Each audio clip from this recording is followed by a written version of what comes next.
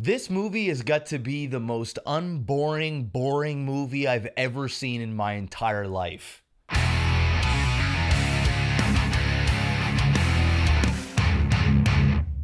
Today I'm going to be reviewing Boyhood, starring a Hayden Christensen lookalike, Meg Griffin lookalike, Ethan Hawke, and Patricia Arquette. And this movie is also directed by Richard Linklater, who's the actual father of the Meg Griffin lookalike actress. I'm just a book of knowledge. I have to say, I've been looking forward to this movie for quite some time. Every critic that I listened to has given this movie high praise. So when I went into this, I had really high expectations. Finally, there was a theater here in Halifax showing this movie, just one theater, this place that I haven't been to in like 12 years, so that was an experience in itself. And then we sat down for like 2 hours and 40 minutes or however long this movie was and watched it, and I have to say, technique-wise, this movie surpassed my expectations, but in the overall finished product, I felt like they could have done a little bit more. Now, I'm not saying I didn't enjoy this film. I really did. It was a masterpiece. The simple fact that they filmed this over like 12 years and you watch this kid go from like a 6 or 7-year-old all the way up to college is just... I have to commend the effort and the commitment that these actors and actresses and the filmmakers did to give us this experience. But seriously, usually when time passes in movies, they'll just add makeup or wrinkles to make them look older.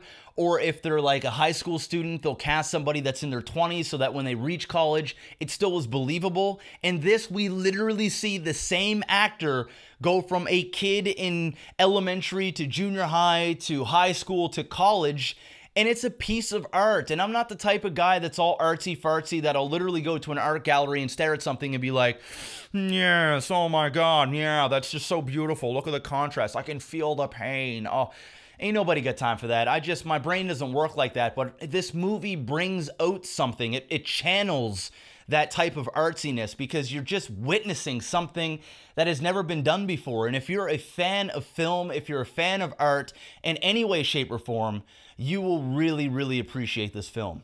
The acting in this movie was fantastic. Ethan Hawke played the dad, and he looks a lot like the boys, so when they're together, you really believe that they were a father and a son, and he just brought so much realism to the character. He had his faults, he was good at things, he was very charming, and it just worked. Now, I talk about the plot or the big conflict of this movie, but there really isn't one, and that's my only problem with the film. Some people argue and say, Jeff, now the plot is him going through Boyhood, and I'd be like, okay, yeah, it is, but there's no huge conflict. Sure, there are small conflicts of Boyhood, and a lot of that I could relate to, and I got emotional at a couple of parts, like not crying, but it definitely, some parts gave me goosebumps, and it brought me back to my boyhood, and that was great, you know, dealing with family divorce or getting bullied at school or breaking up with a first girlfriend or whatever the case may be. You know, those are conflicts, sure, but in a traditional movie, usually there is a major conflict where at the end you see this person face it and either win or lose in some way, shape, or form. For example, he is a photographer and he likes to, you know, take pictures. That's what photographers do.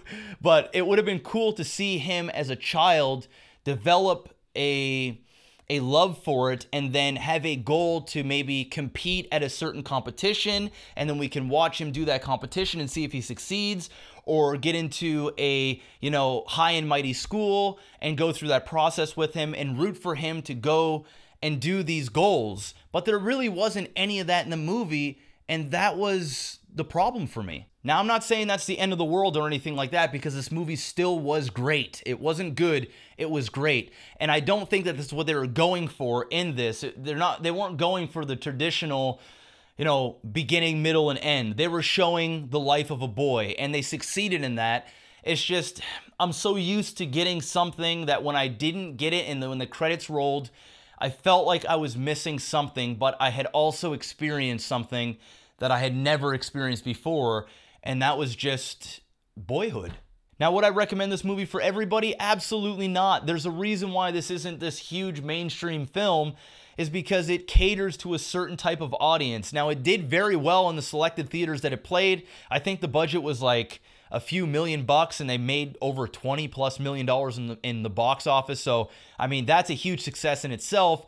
But it's an experience, and I know I've used that word a million times, but that's what this movie is. It's different. If you're a moviegoer that likes his beginning, middle, and end, you're not going to like this movie. If you're a guy that has the attention span of a guinea pig, you're going to be like, no, I can't handle this. It's a long damn movie, and it feels long. I looked at my watch twice, and I was going, holy shit, man.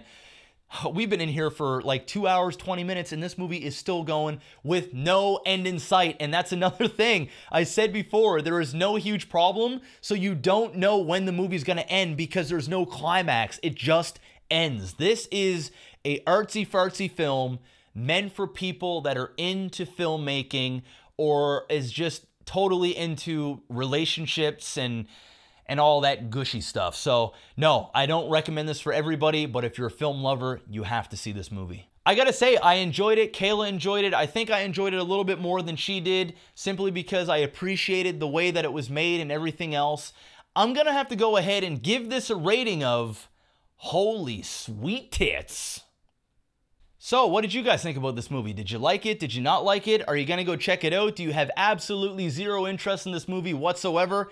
Let me know in the comments below. Sorry the movie reviews have been sort of on the down low for a bit. No movies have been coming out. I'm working on the new Netflix series for you guys now. We have Equalizer and a bunch of other movies coming out, so lots of reviews coming in the next week.